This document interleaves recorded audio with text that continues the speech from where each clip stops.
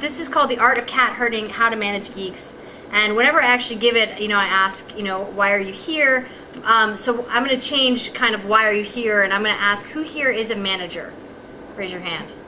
Who here is, or who here either is a manager or would want to be a manager, and so they're here to like learn tips. Want to define manager is Wait a minute. The role of manager. That query. in your job, or like has to manage open source. Sure, yeah, it doesn't have to be job, like role of manager doing stuff. Who here is, has not like left the room because, right, let's face it, you're here for the track. Who here is here because they're kind of hoping maybe they'll find a way to deal with their own manager who might be.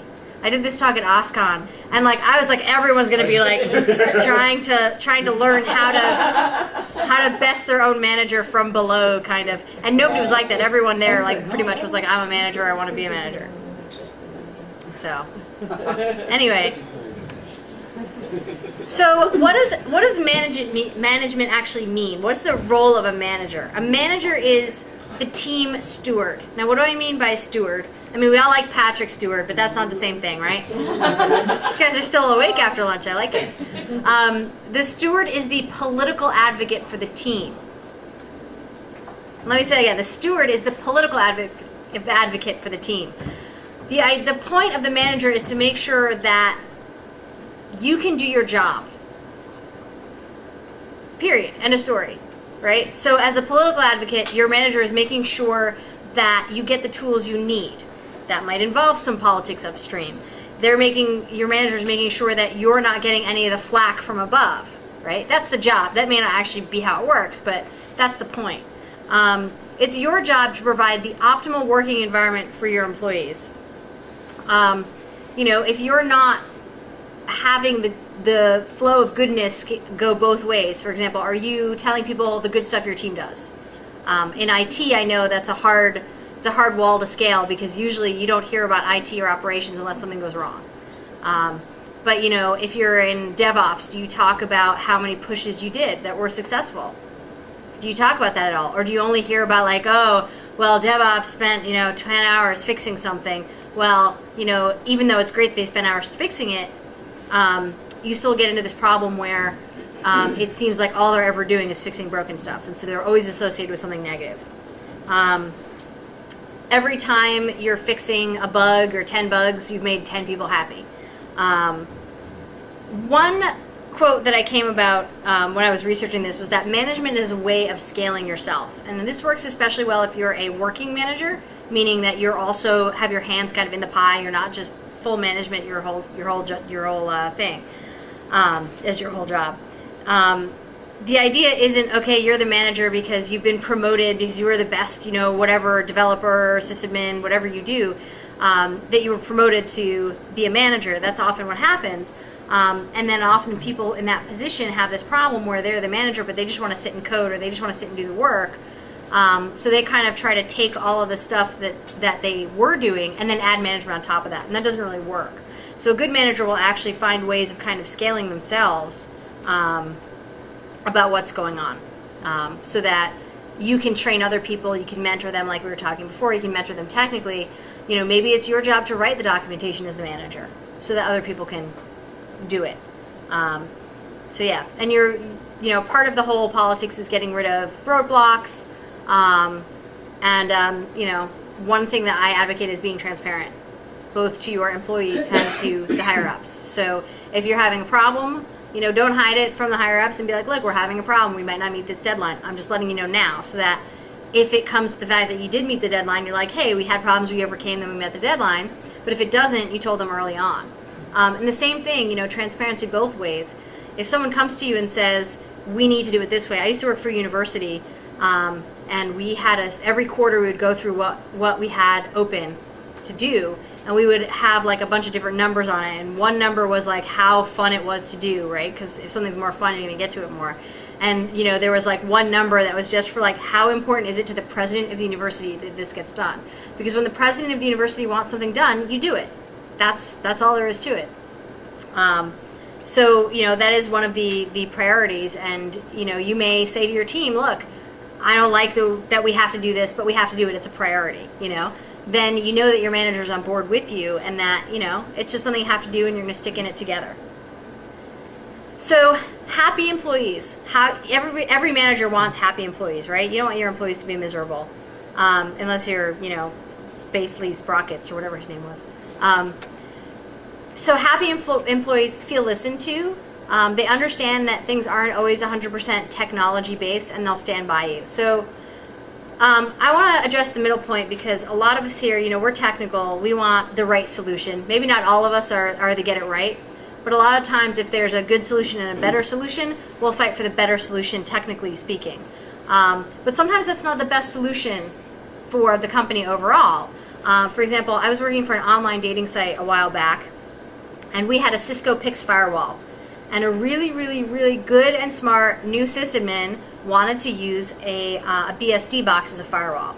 We were hitting like 75% of our maximum connections, and he was like, dude, this is going to fall over soon, and this BSD one, you know, could be more secure, and we can totally do it like this. And we just said, we can't do that. We wouldn't be compliant if we did that. We're taking people's credit cards. You know, it wouldn't fall under compliance if we had a homegrown BSD box, even though it's probably less secure. You know, and we tried to explain to him, and it just wasn't. But he's like, but it's better to have the BSD box. And we're like, we understand it's better, but we can't do it that way. We have to stay with the Pix firewall. And he, you know, we tried to explain to him, he just didn't get it. And he was like, why can't we just use the best technical solution? And the answer is sometimes it's just not the best thing for the company. You know, he only lasted about 2 months because he wasn't really happy with how things were going at the company. And sometimes you just have to say, look, I don't like it either. You know, and you're right, that is a better solution, but this is the way it is, and this is the way we're going to have to do it. You know, it's not some kind of confrontation where you're saying, put on your big girl panties and deal with it. You know, or life is unfair and deal with it, which is what my parents always told me. Which, you know, isn't so great to tell a kid, like to listen to, hear to as a kid, but I'm totally telling my kids, like, life is unfair, just deal with it. It really does help you, like, deal with a lot in life, you know, if you do come from that kind of thing. But the idea as a manager is to, you know, empathize with the person. Say, look, you're right. I mean, this is the better solution, but we can't do it. That's just the way it is. Happy employees, you know, you have to give them what they need to get the job done. You know, if there's a deadline that's hard to meet, you're up against big odds, you know, what can I get for you? What do you need? You know, do you need me to order in pizza? Do you need me to cancel all of the 9 a.m. meetings we used to have so that you can, like, work late, come in a little later so you can get sleep? What do you need that I can give you? Is there a tool I can buy? Is there something? You know, that's your job, to make sure that it gets done and it gets done well and everybody's happy, which is not really an easy job to do. So, you know, last slide said happy employees feel listened to, they understand that things aren't 100% tech, and they'll stand by you. So when you think about what makes a happy employee, right? It doesn't say a happy employee is a rich employee. So why is it that every time, like, you're motivating an employee, you're like, well, we'll just give you more money? It's like, well, if your quality of life is down the tubes, why would more money help? I mean, it might help to a point, but there's a point at which it doesn't help. If you're working 100-hour weeks, you know, you don't have time to spend the money you're making. So money and stuff, you know, swag, that's great. But it can't necessarily be the only motivating factor. You can give them money, you can give them bonus, you can give them time off. Are they the kind of person that would do well to listen to praise? Or, you know, do they have some kind of pride in their work that you can talk about their kind of stuff? Can you prioritize a pet project for them? You know, it's not a give and take. It's not a nepotism thing of, like, you're my friend and I'll prioritize this. It's like, dude, you did a good job on this. Can I help you, you know, get some pet project you have moving along? Because that's really, you know, that's really something that people are going to really love. They're going to be like, oh man, yeah, who says, wow, my boss was so great, he authorized that bonus I got. You know, as opposed to, my boss was so great, he pushed through this project I had doing X and Y, and now it's, you know, it's in the tree. Can you get them a little more power? Can you get them, you know, what can you get? Can you get them a meeting with someone they wanted to get a meeting with? What is this person's passion? You know, maybe it's something where you have a discount to some kind of theme park they want to go to, or, you know, there's some kind of hobby thing that you can do for them. You know, take the team out to lunch, especially if it's on your own dime. Like, if it's expense, that's one thing, but, you know, how can you show your team that you really care about them? There's a bunch of different ways you can do it. You know, and people are motivated by different things. So some people might be motivated by money. Some people might be motivated, by a Firefox lanyard or some kind of swag or something. But not everyone is. So let me talk a little bit about being an effective manager. So, everybody has managers, and I'm sure everybody's had some manager that like never got anything done. I've had managers I had a manager once that couldn't actually remember to bring pen and paper to a meeting, so much so that we like stocked pen and paper in our meeting room because it was embarrassing when he borrowed a pen and tried to write on a napkin in one meeting.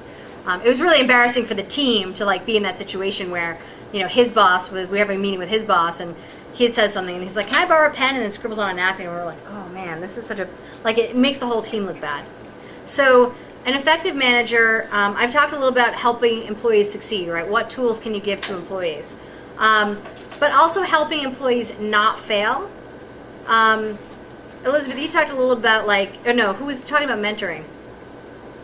Elizabeth, aha! Statistically, I was right.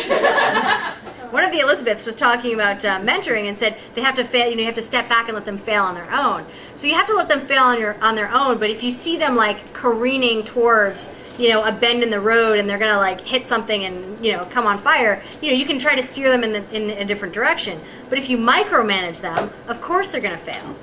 If you sit there and question every single decision they make, of course they're gonna fail. So you have to help them not fail.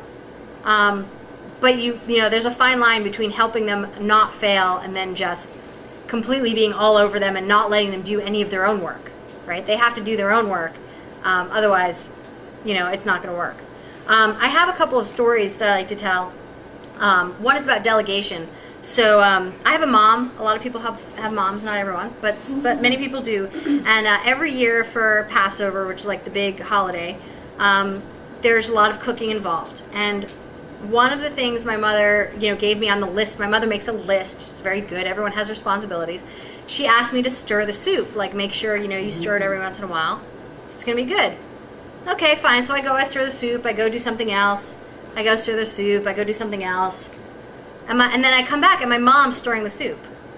And I was like, did you not delegate me? And I said this to my mother because she's a supervisor, so she actually understands business speak. I'm like, didn't you delegate to me the task of stirring the soup? And she looked at me and she was like, I was like, well, don't you trust me to stir the soup? Like, I don't want burned soup any more than you do on this holiday. And she looked at me and she's like, okay, you're right. And but a lot of times we do that. We give someone a task and then we kind of, we don't let them do that task, right? Maybe I was stirring the soup every 6 minutes and my mom wanted me to stir it every 5 minutes. She got antsy. But if you wait a little while, sometimes that'll just happen. This is something I'm learning a lot too. I tend to be a talker, and I tend to take up a lot of airspace in like a classroom or a lecture setting. And one of the things that I've been working on is if I have an idea or something, wait a little bit, because somebody else might have that same idea. And if they do, right, if anybody has that idea within like 5 minutes of something coming up, it's not some genius, clever idea, right? I want to be the silent Bob, right? The person who never says anything, but when they do, it's like the best idea in the world, right? So, this happens to be my problem because I'm a talker. If you're a shy person, speak up, and that's definitely a good idea. But if you're a talker, step back a little bit, let other people get a chance to say what's on their minds, and you might be surprised. People might come up with your idea. They might come up with an idea that's better, or they might not come up with your idea, and then you get to raise your hand after 10 minutes and be like, well, how about this? And then that is the genius, clever idea. So that's one thing too, and that to me is almost like delegating the airspace to everyone else. And especially as a manager, you can't just be like, this is my idea and we're going to go with it. You have a lot of power as a manager, and a lot of people don't necessarily realize that. But I can tell you, even though my boss is in the room, he doesn't do this. My boss's boss, whenever he's like, hey, got a minute? You're like, yes, whatever you want. And he totally doesn't think about the fact that he has that kind of power, I think. He's just willing to chat with you, and if you say no to him, that's not a problem. But for me, it's like, dude, when your boss's boss is like, you want to talk about it, you drop everything, because he's the guy who can get you stuff. And and in this kind of situation, she's absolutely right, where he doesn't realize. Right, like he's not doing it on purpose or whatever. Right. My sister, we grew up right near New York City. My sister moved to Chicago, and she was in the Midwest for a while. And she had to take sensitivity training because she made some of her employees cry. And she totally didn't understand what was going on, but she would go around and be like, so who, can we have that meeting now?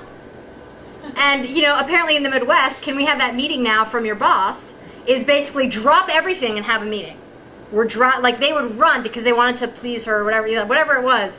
They would be like, okay, we're having a meeting. Our boss wants to have a meeting, and so she had to be a little more aware of how that was going. So effective managers also keep their promises. If you promise to do something, keep it. Keep that promise. So for example, let's say, here's a completely imaginary scenario. Let's say I was writing a book and I had a co-author. And let's say in order to kind of deal with the deadlines and the big problem of like writing a book, and it's a very daunting task, and this is like an 800-page book, hypothetically speaking. And so, we had goals of doing a chapter every couple of weeks. And so the idea was if we started to get really far behind, we would know ahead of time, we'd be able to fix it, or we would just can the project altogether. Well, we were on time with all our deadlines, but come to find out, when I started reviewing some of his chapters, I found that he had copied a bunch of the MySQL manual as his chapter on installation. And this is like, we're like 3 weeks left to do. We're like copy editing it at this point. And I'm like, yeah, this needs to be rewritten because we kind of have to put it in our own words. Editors are like pretty hands off, but my co-author felt so much pressure from this deadline for this chapter that he just kind of he was like, I'll copy and paste it, I'll put it as a placeholder, and then I'll change it later. And of course, he didn't have time later. So there's something about that relationship that he had with the editors, right? A good editor, might have had enough contact with my co-author to see that he was struggling and that he was really feeling pressure, and not in kind of a good way. I could imagine if your job as an editor of a book, you see different kinds of people under pressure. My way of dealing with the pressure would be like, oh, the deadline was Friday, so I'm sending something in on Sunday, which, because it's the same, it's like one business day, right? Or like my deadline would be Monday, and like Tuesday morning I would be like, oh yeah, no, I had this in my inbox yesterday, I meant to send it, but I totally didn't. Or like I would be doing it till midnight. Obviously, the plagiarism was all taken out of the book, and so it wasn't technically plagiarism because it wasn't published yet. But the point is that you really have to kind of also be aware of your employees and how they're going. And keeping your promise is important. Not so much that you do something bad about it, but you don't want to be the guy that or the woman that makes a promise and then never delivers on it, because once that trust is broken, it's really hard. You're just going to become the manager that they say they're going to do something, but they're not going to. So what about effective employees? Now, I've done a lot of different kind of jobs in my life, and in one of them, I was my second job. I was doing some DBA work, but my second job to make a little extra money on the side was tutoring middle school students in math. And now in Massachusetts, we have a test you have to pass to graduate high school, and they test them all along the way. So these were kids in middle school that were failing their age-appropriate math. And they had given us the students that were at the way bottom of failing. These weren't people that failed by 2 points. These were kids that couldn't do fractions in the 8th grade. They couldn't add fractions, things like that. And I found, I reached some of them, I didn't reach others. You would be like, hey, John, go put a problem on the board, and they would just sit there looking at you. They didn't care. And that's really what got to me, is that they didn't care. They didn't care whether they did a good job or not. They didn't care, what their friends thought. They didn't care what the teacher thought. They didn't care about anything. They had no pride in their own work. Somebody, said the phrase before, be passionate about what you do. Be passionate about your work. And I think it's really important to also have pride in your work. You want to do a good job. You don't just want to get it done. Care about what you're going to do. If you don't care about it, you're not going to necessarily do a good job. So you want employees who care about what they do. They have pride in their work, so they do a good job, and they care about also doing a good job. The problem with this is that if they do care, they're a little more emotionally invested in their work, and this can be a problem with geeks sometimes. That they're a little too involved and too emotionally invested. But there you go. As a manager, one of the most important things is to trust your employees, okay? Even if in the back of your mind you know differently, you want to assume that your employees are professional and assume that they know their job. Okay, so this is kind of the number 2 message to take away. This is like your prime directive to make a Star Trek reference. We can have a Star Trek, Star Wars battle later, but this is your prime directive. Trust your employees. You hired them or somebody else hired them. You have to treat them with the respect that they deserve in their position. Now, if something is going wrong, you have to act as if it's wrong in spite of your employee knowing their job. It's kind of passive aggressive, but it actually really works. Let's say that you have an employee that's always late. Okay, now in IT it might not matter, in development it might not matter if they're late, but it usually does because somebody will come to you and say, hey, where's Sheeri? She was supposed to be here for that meeting. And you're like, I don't know where she is. And you look like a jerk because you don't know where your employee is, and now your employee missed a meeting, and now, this other person thinks you have no idea where your team is. Your team is just a bunch of cowboys running around doing whatever they want. And they're gonna have a problem. So if an employee is always late, you can explain to them why it's important that you know where they are. Like, you don't care about watching the clock, probably. Some organizations are different than others, but you need to know. Look, if somebody needs to know where you are, and they're going to come to me, and I need to know. With the trusting, you have to trust they know. If you sit there and be like, Sheeri, you didn't come in, you're late again. What's going on? Come on, you're better than this. That's just condescending, it's patronizing. And what kind of a reaction is that person going to get? That person is going to get, either like some mumbling, like, oh, I'm really sorry. They're going to be like, well, there was traffic and I was working hard on that other thing you want. It's not going to be good. They're going to be defensive, or, they're just going to slink away with their head between their legs, and it's not going to be good. A better way to handle that kind of problem is to say, look, you weren't in at 9 o'clock. Is there something wrong at home? Is there something going on that you need help with? Because the idea is you're assuming they knew they needed to come in for that meeting, but something prevented them from it. And it must have been something like catastrophic, because they're a good employee. They would never do that, right? Even if they've been doing that for the last week or month. And you'll really see that people will be like, oh, there's nothing wrong at home. I just overslept. Like, people will be more open to admitting it. It's like we were talking about, if you apologize first, that kind of thing. It really helps people open it up. And if you say, look, I'm your manager, I care about you, and is there something wrong? You didn't make this meeting. You're going to get a lot better response than yelling at them.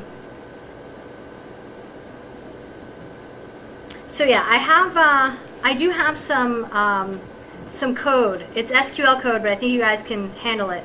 On the next page of how to give someone kind of negative feedback, or just a way to say, like, there's a problem to someone, because that's also a very difficult thing as a manager. When you have a problem employee, you just kind of want to be like, well, maybe I'll wait and it'll get better, and that's not really good. So this is some SQL.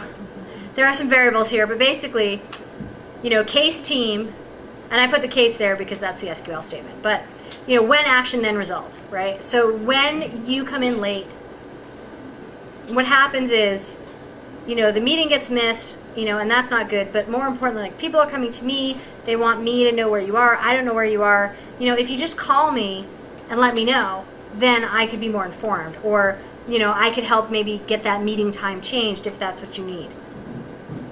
And so how can I help you get better? Can I call you half an hour before your meeting? Would that help? These, again, as your manager, these are tools that you're using to do that. Now, you might think, like, well, why do I have to babysit my employee? And let me tell you something. I don't think I've ever heard of someone who's actually taken up on that, like, oh, yeah, no, let me call you half an hour before, because they don't want to be babysat either. That might give them the idea of, like, setting alarm, half an hour before, or maybe they would take you up on the offer and then say, yeah, that would be really helpful just in case. Yeah.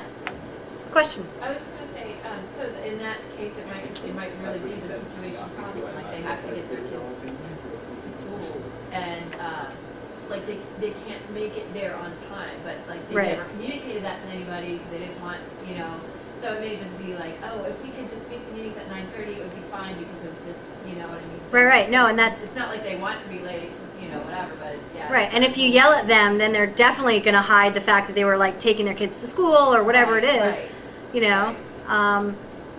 Stuff happens. You don't necessarily know what's going on in somebody's life. Just even if last week it's that they overslept, this week it could be that they have to take their mom in for radiation therapy. Yeah, you have no idea. Right. If they right. don't tell you, right? Like, you're not. Right. So you kind of want to assume, the quote unquote best case scenario, which is that your employee is doing the right thing but just needs a little help, right? The worst case scenario is that your employee's lazy and doesn't care, and that may be the truth. That's the truth in some cases. But if you act like that, then you're going to seem like the jerk if that's not the case. And it's not going to be helpful if it is the case. Another great tool as a manager is having the team help solve the team's problems. So back in my last job, it was a consulting shop, and we all had like open tickets. And because there were an overwhelming number of open tickets, our boss asked us to, for the project manager's sake and all that kind of stuff, to make priority lists. So send a list of bugs, like what are your priorities for this day or this week? And so literally about 3 days before I gave this presentation for OSCON a year or 2 years ago, my boss IRC'd me, chatted with me and said, so nobody's updating their priority lists. Do you think if you'd freak out if we put project management software on top of the ticketing software? And while my first response was yes, because really the whole point was we weren't doing all this extra work, why would we want to do all the extra work anyway? But she's seeing it from her side, right? How can she help us make sure that we are getting what we need to get done? And I said, well, what is really the problem here? Come to what the problem is. The problem isn't that nobody's updating their priority lists.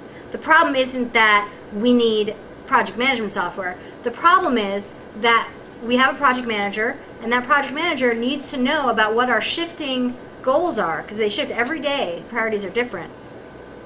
And that, to be able to help us. Otherwise, there's no point in having a project manager if they can't help manage it.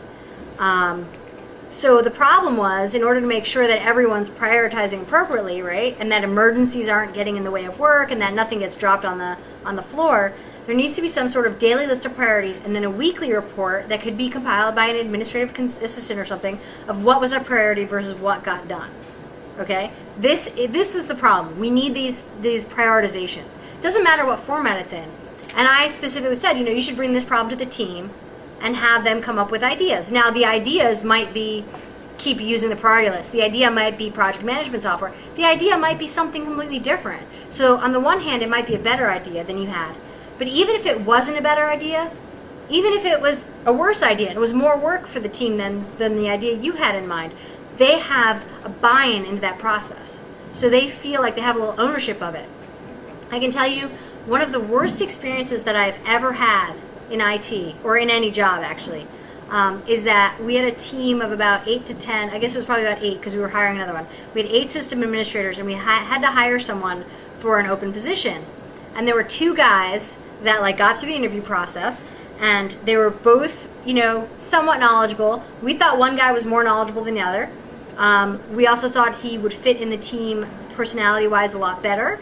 And we thought that he would be able to do the job more effectively because he was working with a lot of professors, and he could really kind of wrap the professors around his fingers. I went to college with him, so kind of knew we kind of had a lot of really cool project stuff because he was able to go to professors and kind of wrap them around his finger.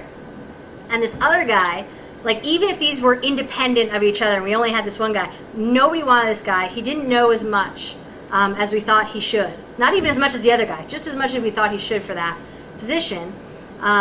He was very kind of old school and stiff and didn't have, a lot of personality, kind of the personality of, the old beard who says, here's a nickel, go get yourself a Linux distro kind of thing, go get yourself a real computer. Just really not a personable guy. And, there were 8 of us in this interview, and we all were like, no, we don't want guy A, we want guy B. And what they do, they hired guy A. We all sat there looking at each other like, why did we even bother? What was the point? It wasn't like there was half and half. I mean, there was not one person who said, we want to hire this guy. And it's why even bother? We felt so, it was a waste of our time to interview it. We had no investment in it because, our decision didn't even, our idea never even seemed to be taken into account. So, that's the flip side of by asking the team, you have buy-in. But if you ask them and then just never listen to them, don't just do it for the sake of doing it. Do it because, that's right. We talked a little bit, I did mention before, what was it I mentioned? I mentioned before, this is part of the team solving the team's problems, but I mentioned before a little bit about feeling listened to. So I have a friend who has a kid, right, like you do, and her son was like 3 and wanted a blueberry yogurt. And she was like, but we don't have blueberry yogurt. And he was like, but I want blueberry yogurt. Stop me if you've heard this one before, right? I mean, anybody who has kids probably knows this. And he was like, but I want blueberry yogurt. And she was like, I'll tell you what, you go to the fridge, and if you can find a blueberry yogurt, you can have it. He opened the fridge. He's like, I can't find a blueberry yogurt. He took a strawberry yogurt and ate that, and he was happy with that. So sometimes it's, he was able to solve his own problem. His problem wasn't that he wanted blueberry yogurt. He wanted yogurt, and his favorite flavor is blueberry, whatever it is. Who knows what lurks in the mind of 3-year-olds. But, it could have been a full-blown tantrum if she was just like, sorry, honey, we don't have any. I would love to have some, but we don't have it. Like, it would have gone on forever. There would have been a tantrum. There would have been tears on both sides. Whereas this way, it really just, he solved his own problem. He wanted yogurt, he got a yogurt. Maybe he would have gotten a cheese stick out, and that would have been okay too, Maybe he just wanted some kind of snack. That's okay too. So that's part of like the team solving the team's problems. Sometimes the problem isn't what is being presented to you. So I may have put this in the description, maybe not. Talk about the body odor issue. People in IT have this thing, and this is kind of the hallmark of how do you deal with something like this as a manager, because, if somebody has body odor, that's really, that's like the worst problem you could ever have as a manager, apparently. I don't know. It's certainly a sensitive kind of an issue. And the first thing I would say is that it's not really a body odor issue, right? It's a personal scent issue. And I got this actually from a really awesome podcast called Manager Tools, manager-tools.com. They do take a while to explain some things, but they're really, really good. And their kind of thing was, look, we all have a personal scent, whether it's from the food we eat, the products we use, where we live. If you live with a smoker, for example, or you live with cats, people smell differently. It's, from the pheromones in our body to the stuff we put in it to the stuff we put on it. But the other thing is, I have a personal scent. You have body odor, right? That's how it works. So, body odor in and of itself, just the framing of it as to say this person has body odor. Even if you know what sweat smells like and that's what sweat is, it's a personal scent issue. But this is just to illustrate, what do you do with a hard issue? Okay, what are the steps you can take to really kind of handle a hard issue? And usually when there's this kind of difficult issue, it's with 2 people. It's not with you and somebody else, right? It's with somebody comes to you and complains about somebody else, right? Somebody comes to you and says, Sheeri has this body odor, I can't concentrate while I can't sit next to her, it's impossible. Can we put a bar of soap on her desk? Can we give her some deodorant? Which is the worst thing to do, right? We'll do it anonymously, we'll just leave it on her desk, she'll find it in the morning. So let's talk about hard issues. Oh, did you have were you stretching? I was just going to make a joke. Sure, I like jokes. So Star Trek, is this sort of the Kobayashi Maru? Yeah, this is the Kobayashi Maru of management, is how do you deal with body odor. Thank you.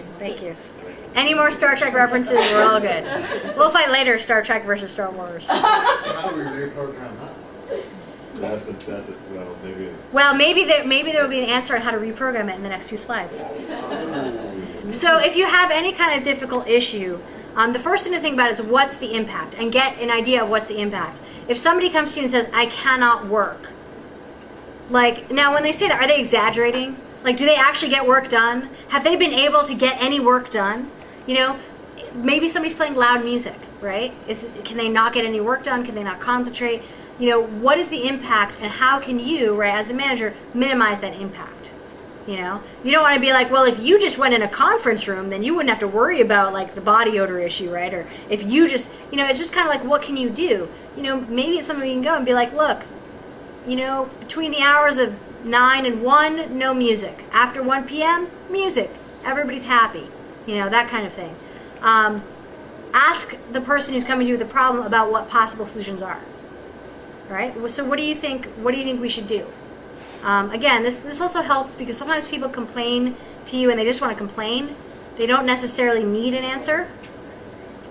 Ask them what they think the causes are. It could be that they go home and they they burn candles or they burn incense or something, and so what they think is a personal smell is really some kind of chemical, whatever. Don't make assumptions. Don't assume it's their personal hygiene if it's body odor. What if it's something it's a medical issue? You know, if you came to someone and they were like, oh, you know, this person smells really bad, and you'd be like, oh, do you think maybe they have a medical issue? You'd be like surprised at how people will like suddenly like, oh, maybe they do.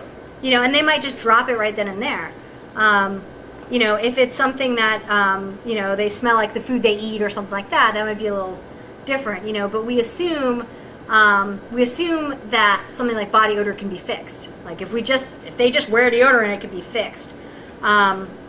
You know, but if we're talking about something like somebody's getting migraines because the person next to them is wearing a heavy amount of perfume or something, you know, that's a problem. That is impacting. You know, do you think you might know the cause? You know, if it's somebody who smells like the food they eat, which is different from the food I eat, that's like a major cultural issue, right? And that's something that you don't want to be like, well, somebody should give up their culture. Like, you know, it's just there. So know what resources you have. HR can be a great resource, but one thing you have to remember about HR is that they're there to ensure, at least in the US, to ensure that the company doesn't get sued. So in many issues, they're not the person to go to because they don't really care if two employees are having a fight. And you know, from my experience, if you have someone who has like tons of seniority and they are a difficult person, you're not going to win against them with HR because HR will favor the person who's been there the longer or whatever it is. So know what you can and cannot take to HR. If there's something like it's a medical issue and you find yourself getting involved in something and you realize it really is a medical issue, that might be something to hand over to HR because there are legal things about what you can and cannot say. I had one boss say to me, you know, as your boss, I'm telling you that you're kind of unfocused, and I can't tell you this next thing as your boss, so I'm going to tell you it as your friend. Go get checked out for ADD because you need meds. And he was right.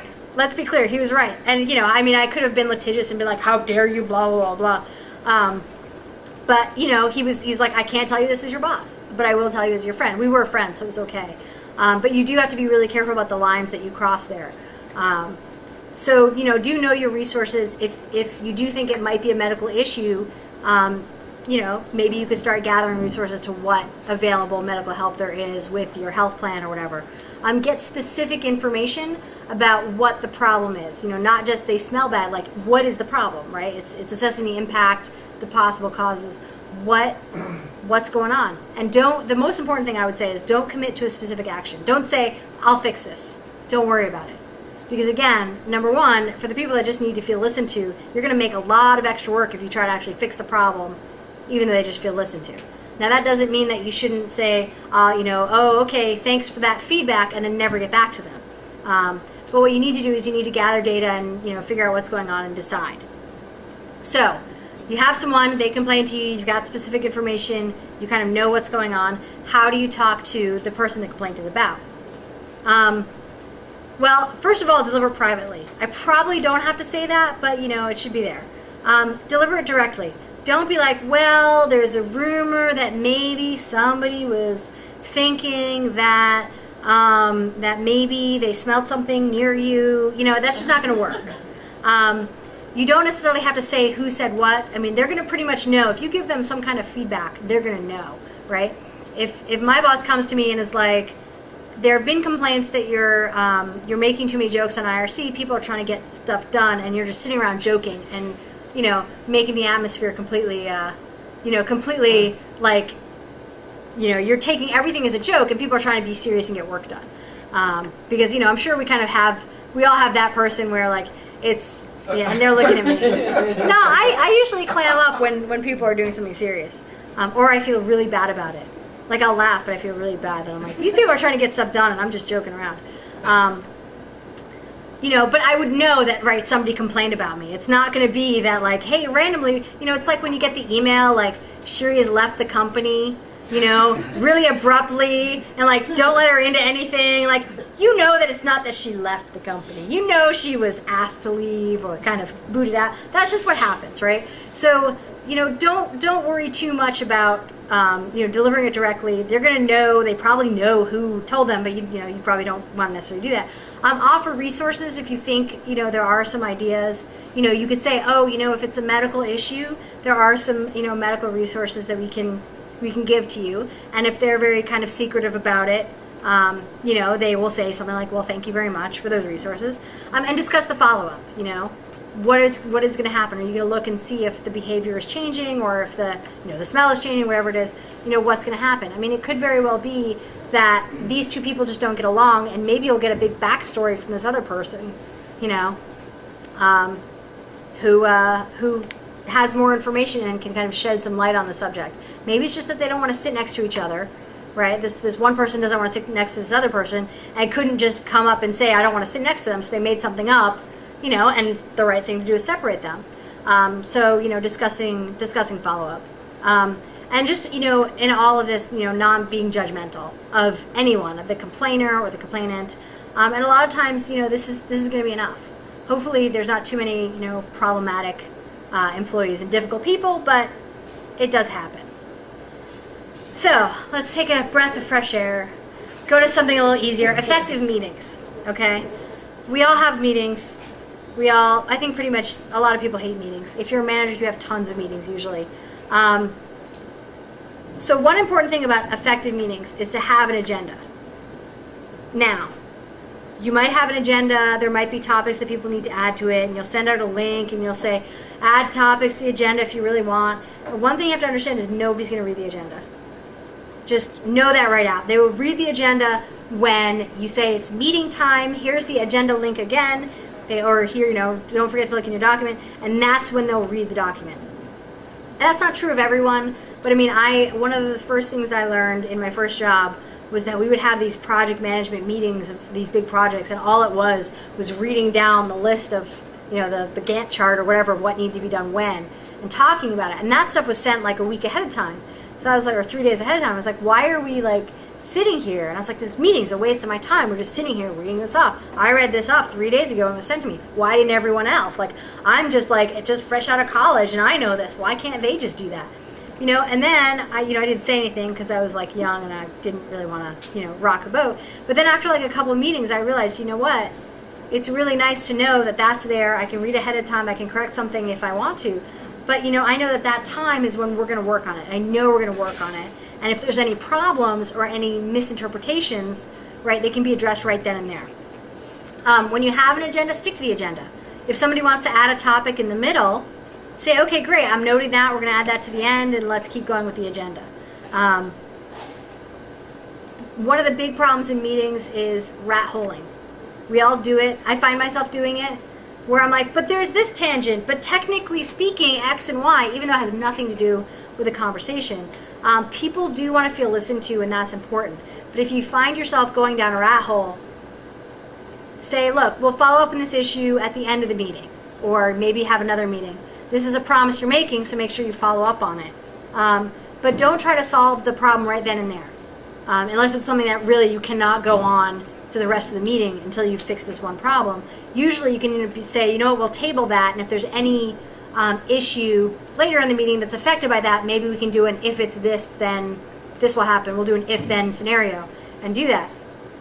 Don't necessarily try to solve it then, and definitely don't act like it's solved. Definitely be like, whoo, we got that one behind us. No, it's still in front of you. Treat it as pending, because that's what it is, and come back to it later. If it's a serious rat hole, you can have a private meeting with the person. You say, look, you had some really good ideas about X and Y. It wasn't completely related to it, but I want to hear them. Because again, they might just want to feel listened to.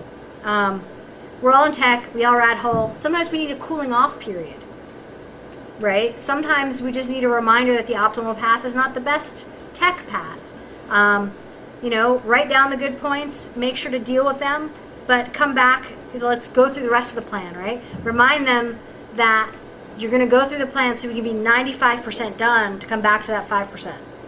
Otherwise, you've only gone halfway through and you're going to end up still at that 50% mark, whereas you can really go through all the way. And if you get to the end of your time, do try to also respect time boundaries. Again, if you have like a 5 more minute thing, just do it. But, try not to start, I try to start on time. The meeting starts at noon, the meeting starts at noon. If you're alone in the meeting room, that can be difficult. But if there's one other person, hey, start the meeting.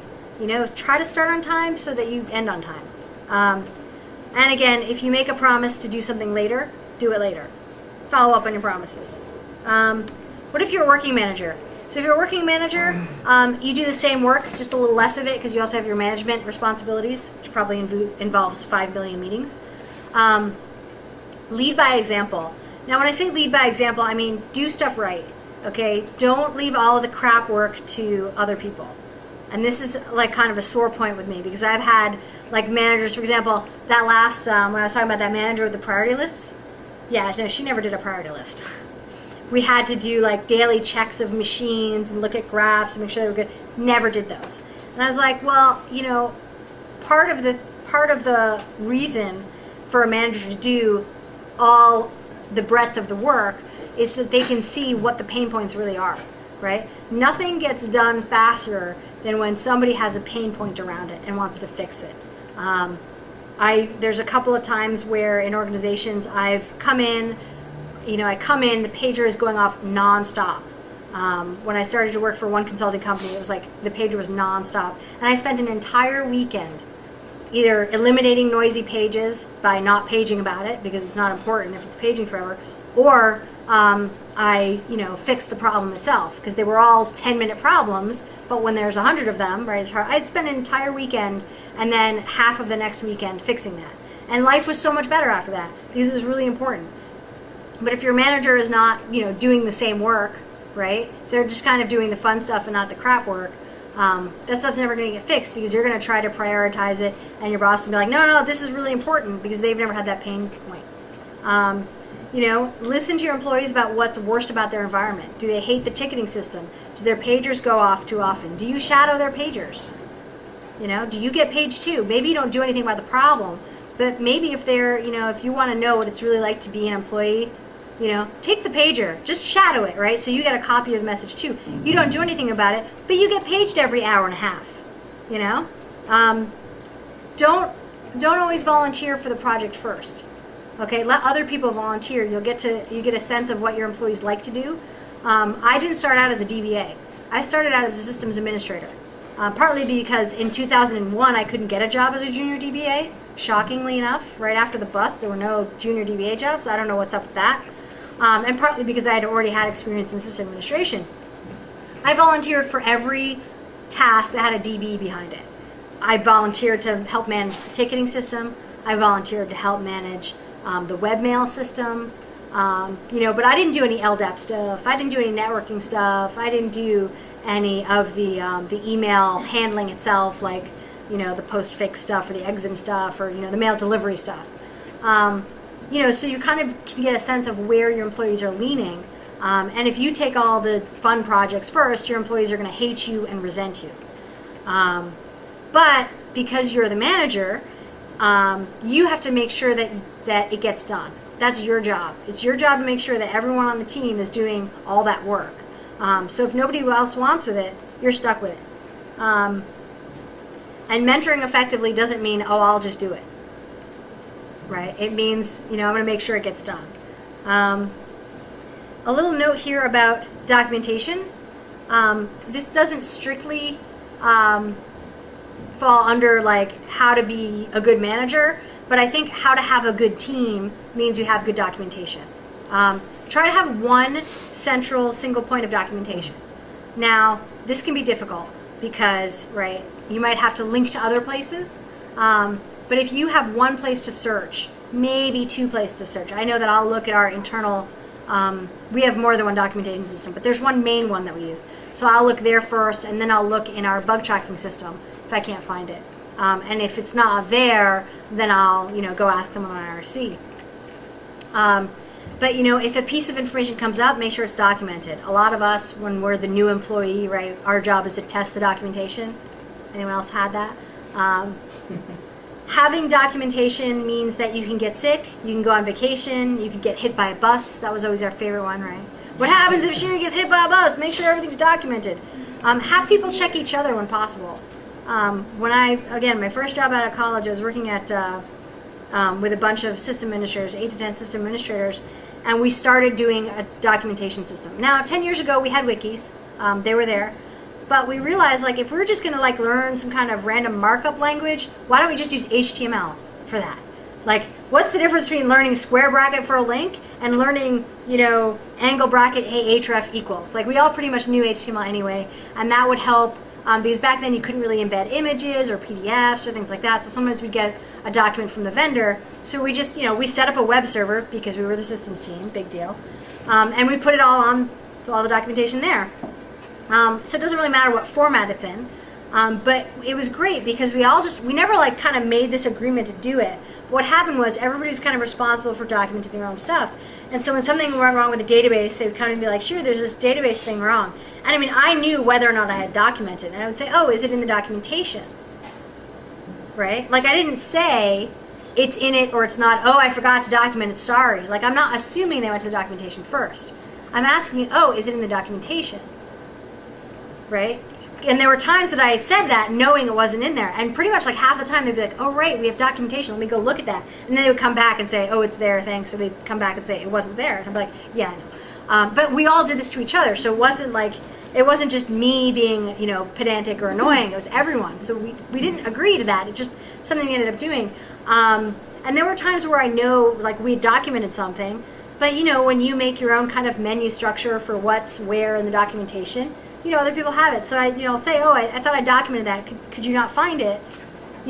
Especially when I knew I did document it. And probably about, 30% of the time, they went back and were able to find it. If you found a piece of documentation is missing, go ahead and add it. With the wikis these days, with version control, do not be afraid to change documentation. You can roll back, you can always see history, just delete something. You could strike it through if you really wanted to, but like just delete it. If it's really important, you'll get it back. That's really the important thing. And it doesn't have to be added by the person who quote unquote should have added it. People add stuff to the database documentation all the time who aren't DBAs, and that's okay. I just had something this morning where somebody we have our Nagios checks documented. So like, what do you do? Like, what should the sysadmin on call do? Even if they're not a DBA, like they might be able to do a small task to make it better or whatever. And we have some checksums that run, and one of the things that you can do if the checksums aren't running properly is to rerun the checksum script. But the checksum script is only supposed to run on the master, not the slaves, because the idea is it runs on the master, it replicates to the slaves, and if there's any differences, it'll show up on the slaves. But if you run the check itself on the slaves, it's going to show there's no differences. So that's what he'd done. He ran it on every single one of the slaves that had a problem. He ran the checksum script. And I was like, I should make the documents more clear because it should only be run on the master. And he went and looked at the documentation. He's like, oh, no, it's like that. And I said, well, yeah, but if you missed it, somebody else, like I should make it in big print or bold or something because somebody else might miss it. You know what I mean? So here he is basically saying, oh, I'm an idiot, I missed it. And I'm like, well, yes, on the one hand, yes, but on the other hand, it could be clearer, So that's something that might be like kind of missing from the documentation, that needs to be like built in blink, HTML text. So this is also one really good way that you can kind of manage from below. If your manager is, not kind of up to speed or whatever, not up to what you want, there's no reason you can't start a documentation movement in your own company. I'm all about starting your own movements. When I first came to this online gay dating site that I worked for a couple of years, they had no monitoring. They had in-house customer service. So I was like, well, can we have like a monitoring project? Can we do this? And they were like, no, that would take too long. It would cost money and blah, blah, blah. And like, we know when replication is down because like within 5 minutes, somebody will get a bunch of complaints that the guys aren't seeing themselves show up online because you had like, oh, who's online near you? And of course you're near you, so you would show up after a couple minutes. So they're like, well, we know when replication's broken. And I was kind of like, dude, you want your customers to know before you? Like, that's so bad. But I couldn't get approval. So I finally was like, well, I feel bad. I want to know when replication's broken. Can I just use this like test database I have over here to set up a monitoring system? They were like, do whatever you want, dude, with your own. If you don't need any money, you don't need any machines, just do whatever you want. So I did that, and predictably within a month, they were like, oh, could you start monitoring HTTP on that too, on these web servers? Could you start monitoring that? And it happened. So I kind of did this whole like, subversive like cowboy, making my own monitoring system. I mean, I used Nagios, but it was just one of these, I couldn't actually get permission to have it done for reals, so I did it myself, and then lo and behold, it happened because people were like, oh, that is a smart idea. Who'd have thunk it? Along with documentations, checklists I love checklists. I'm a checklist person. And here's the thing about checklists. There's a lot of processes and procedures that can be done with a checklist. Make a checklist. Get somebody else to review it. When I was working back at the university, my boss, this is the one that couldn't remember to bring a pen and paper, wanted to, he was getting pressure from above because he wasn't necessarily so competent, so he was trying to get people fired. One of those people he was trying to get fired was me, and I was like, no, that's not going to happen. And I had a really awesome mentor who advised me to have weekly meetings with my boss and write down a list of accomplishments I'd done, and then every now and then he'd come up with some like stupid bad thing I had done, like copied and pasted something wrong, or like a minor whatever that I had done, because we all make mistakes. But I would have this list of like 10 things, and he would approve the list because it was like 10 awesome things I did and one bad thing I did that nobody cared about, and he would approve that list. So now I have a paper trail of all the awesome stuff I did. She also advised me that whenever I was doing a big project that might have like a downtime or an outage, to make a list of what to do, like starting from take it out of monitoring, notify the people that need to be notified, back up the system, shut down, whatever it is, that whole thing. And then have a meeting with a senior sysadmin and my boss, so that if something went wrong, we all had a stake in it. We all looked at that list and said, yep, that's okay, right? I do this all the time, even if they're not in your field. Like a lot of times as a DBA, I was the only person in my shop that did the DBA work, but I could have a sysadmin look at my list, and they might not know what I meant by, change the master to a slave, or they might not know what's encompassed in that, but they sure as heck know if I'm changing data, if I'm deleting data, that I should do a backup first, So there are people, I sure as heck am not a coder, but I can tell you when you have a semicolon in the wrong place, or when your white space is off in Python, so I'm an okay second set of eyes for, some of those kinds of things. Make the checklists, they don't have to be so that like someone who's 12 can do, 12 and never touched a computer can do it. But, first make the checklist so that a competent coworker could do it. And I say competent coworker because really what I mean is you at 3 a.m. when you get paged, and maybe you were drinking before you went to bed, so you might not be all there. Maybe you weren't. Maybe you're really tired because you were up all night with a screaming baby. But the point is, the idea is it should be something that you don't have to use too many brain cells to think about, because you might be in a position where you can't. Maybe, it's noon, but, the president of the university is standing behind you while you're trying to get it done. You don't want to miss a step in those kinds of scenarios. Get a second set of eyes. You have buy-in, and if somebody finds a problem with your checklist ahead of time, then even better, because you've now saved yourself a problem there. I like to use Checkmarkable for them. That's an online, I don't know why it took so long to get like a free online service for checklists. It's actually pretty cool. You make a template of a checklist, and then somebody can instantiate that template and use it, which is pretty cool. You can share it with a team, or you can share it publicly. The interesting thing I found is that the people who made it are like, we're having a problem, because what happens is, folks will come in, they'll use it, they'll make a checklist, and then a week later they realize they can automate it because they have a checklist to do it. So that's another reason to make it, is that it kind of helps you think in that mindset of, a script. What would a script do in this case? And with checklists you can help share the credit and help share the blame as well. There is taking blame to a point. Sometimes a project fails because of like one employee when you didn't realize something, but that's also failing on your part. So if you do have a lot of people and they're doing huge projects that you're kind of like, well, I'm pretty sure Sheeri can handle that. It's perfectly okay to be like, let's go over your checklist. Can you send me your check, or can you send me what you're going to do? And if they're like, well, I'm just going to do X and Y, then you might be like, hey, well, maybe you want to write that out, because if you do it once, you might have to do it again. Maybe it's pushing code, right? That's not something you do just once. It's something you do over and over. Do you have a process for that? Is it documenting? Let's see.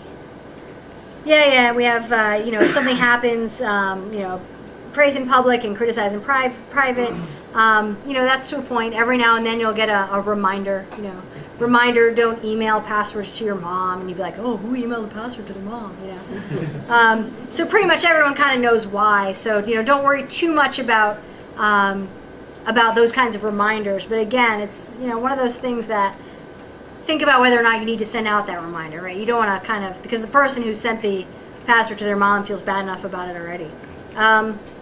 So yeah, let go of the unimportant little stuff, but don't let it build up either. It's a really there's a fine art to this. This is why the art of cat herding. Sometimes, somebody just annoys you, or, somebody's annoying, the team or whatever, and sometimes you just need to let it go. The unimportant little stuff. But if all of the unimportant little stuff adds up to be, a difficult person, then what can you do, right? So you really do have to kind of walk that line and try to let go if it's, little stuff, especially if it's a personality quirk, because diversity of personality is really important. Encourage team management. So here's the thing. When your boss goes on vacation, do you not have your weekly meetings? Why? Is your boss really that important to have the weekly meeting? When my boss is out, we can still have our weekly meetings. Why? Because we know we're talking about the big projects. You know what I mean? A team meeting can totally happen in your absence, and that's only going to happen if you have an agenda, which we talked about before. If you're talking about status of projects, that's great. Documentation is a great way to help people mentor themselves. Manage themselves, right? Because you're writing down what you have to do. What goes on in a meeting? A meeting is probably status of projects. It's probably, some random things like, oh, who's got the pager this week? There's only so much you can do to do that. I mean, I was talking about before when I had the boss who wanted to fire me, I called a meeting with him to talk about what we were doing every week. It's not that he called it with me, I called it with him. So effective micromanagement. I'm a micromanager. I need to know everything that's going on. I don't like being like, oh yeah, Sheeri's working on a project and I'm not quite sure what it is, but whatever. No, I'm like, what's Sheeri working on? Let me know. What are those things? So I really love ticketing systems because I know from experience that someone who hovers over you all day, you're not going to get any work done. And you really don't want to necessarily put something in tickets that's like, hey, this ticket hasn't been touched in 3 weeks. What's the status of it? Because, that bug might be something other people can see. And again, going back to what we talked about before, maybe you can ask, do a daily email to say, okay, there are these 3 bugs, that haven't been worked on. Is there something going on? Do you have too much on your plate? Can I help you? Can I help you delegate those tasks? Maybe they didn't realize they were important. Maybe they had 20 people coming up to them during the day saying, can you do this? Can you do that? And everything's a 10-minute project, but all of a sudden half the day's gone. Like, as a manager, what can I do to help you do that? I say to have regular meetings, and one of the reasons I say to have a regular meeting, even if it's once a week or once every other week, even if you cancel it every now and then, that's okay. But when you do have something come up, like, hey, this project probably needs to be prioritized more, instead of kind of having a special meeting with your employee, if you need to have a meeting, you could do it over email, right, and say, oh, what's the status of X and Y. If you need to have a meeting with your employee, they don't necessarily feel like they're being sent to the principal's office. Because I'm sure that the day before I retire, if my boss comes to me and be like, hey, you want to have a meeting? I'll be like, oh crap, what did I do? What did I do? Like, I do that. It's what I do.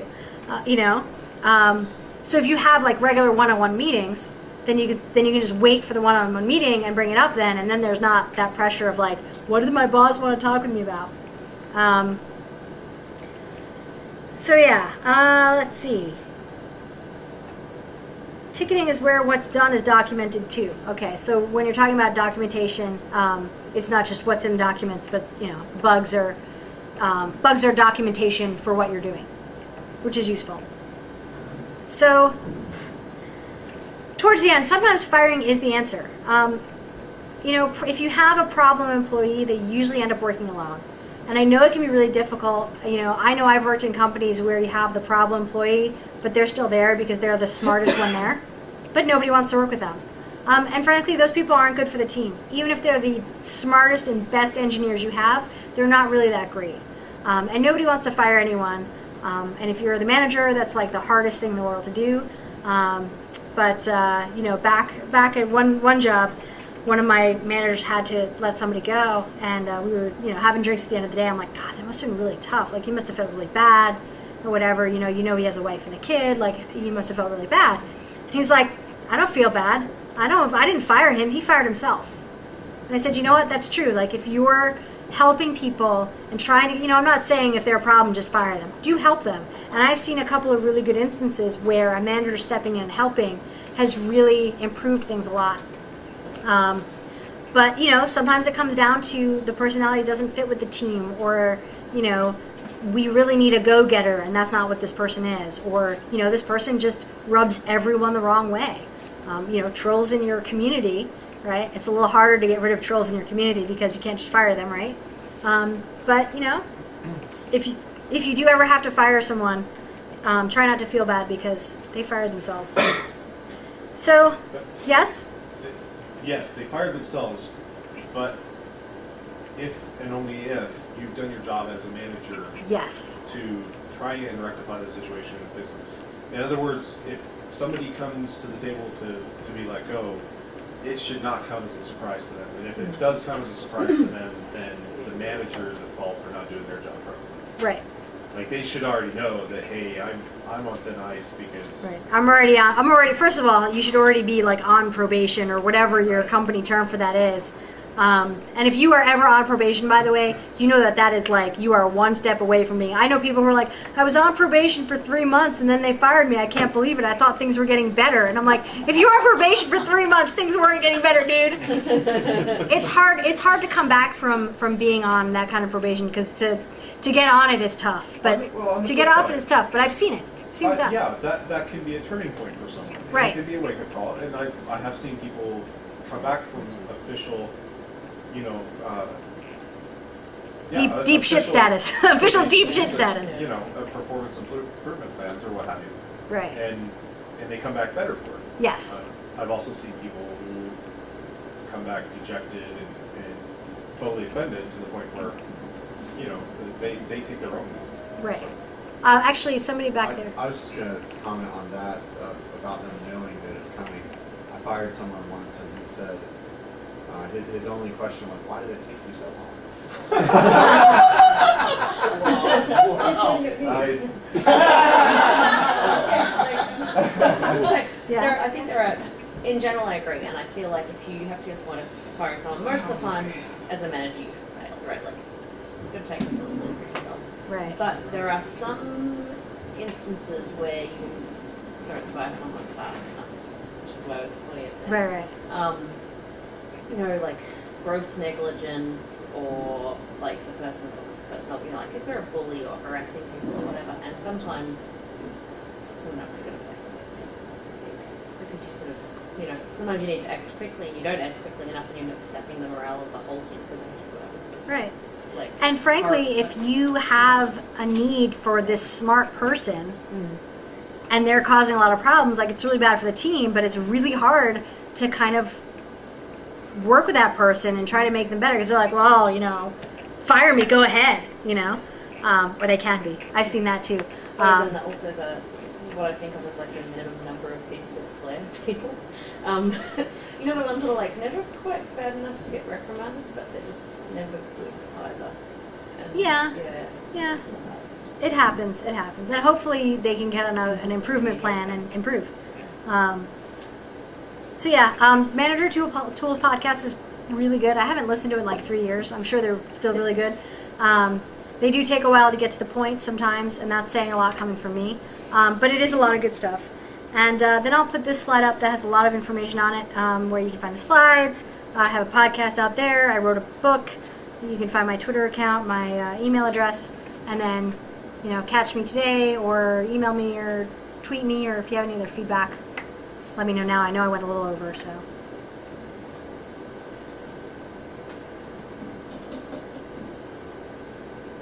Yeah. Great.